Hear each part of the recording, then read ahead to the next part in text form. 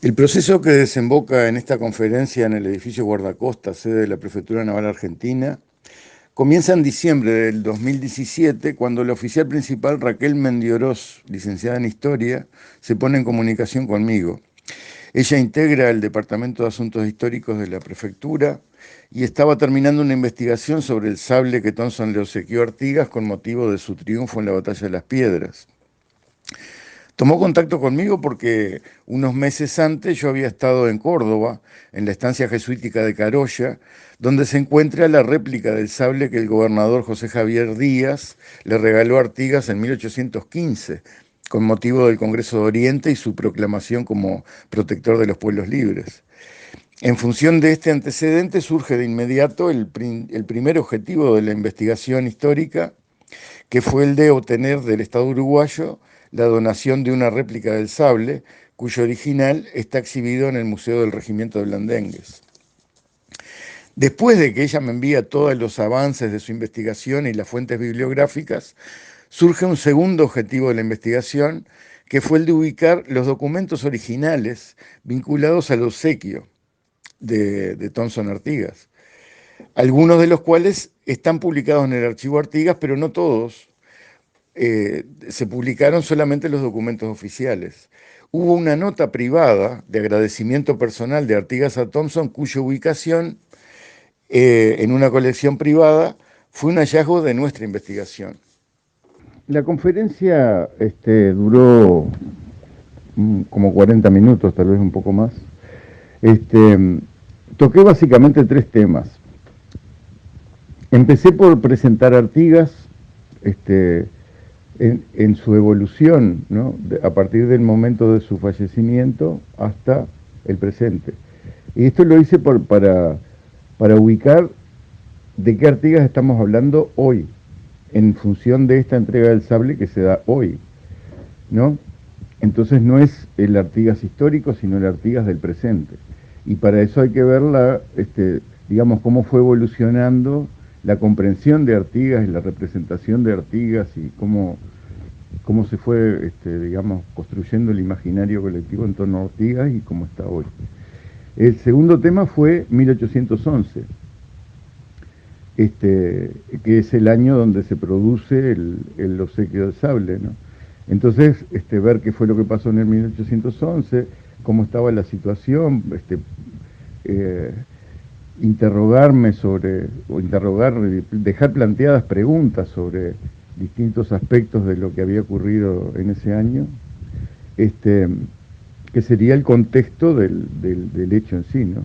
Y finalmente, en el contexto ese que estaba presentando de 1811, ver la significación del obsequio del sable por parte del capitán del puerto de Buenos Aires, Martín Jacobo Thompson, a Artigas, con motivo del triunfo de la Batalla de las Piedras. Bueno, con respecto al primer tema,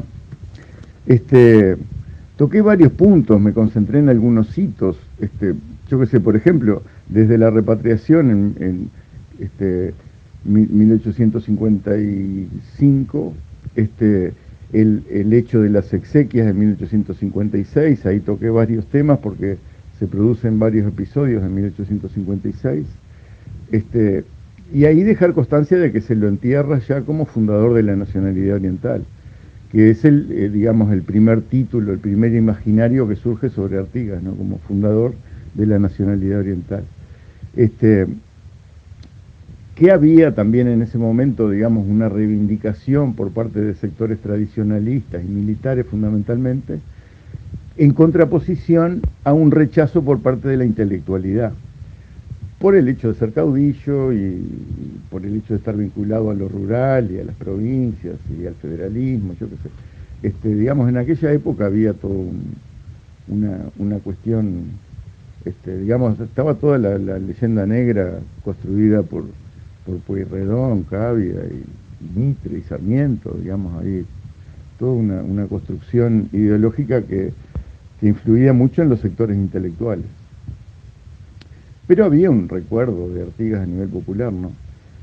Bueno, después en 1872 que se descubren por parte de Mariano Pelliza en Buenos Aires las instrucciones del año 13, y ahí empieza a cambiar la visión de Artigas, porque ya no era el caudillo, el rebelde sin causa, por más que fuera fundador de la Nacionalidad Oriental y del fundador de la provincia oriental independiente y todo lo demás. Ya había un elemento ideológico importante en las instrucciones del año 13 que lo vinculaba también con Estados Unidos y con ciertos elementos de la ilustración, ¿no? Del iluminismo. Entonces, bueno, Mariano Pelliza se comunica con su amigo Carlos María Ramírez y ahí empieza toda la reivindicación por parte de los sectores intelectuales en Uruguay. 1872, y a partir de ahí se produce todo el procesamiento. Antes de eso, en 1860, había llegado la representación gráfica de Artigas, porque el dibujo que había hecho de Marseille en 1846 con Artigas y Anciano, de Marseille se lo lleva a Francia, en Francia se hace la litografía, se publica en una enciclopedia y ese libro llega a Montevideo en 1860. A partir de 1860 entonces empiezan a producirse representaciones gráficas de Artigas, que es un Artigas anciano en principio, ¿no? Se lo representa como un anciano. O sea, básicamente en torno a lo que es el dibujo de Marseille, ¿no? Distintas interpretaciones de ese Artigas anciano.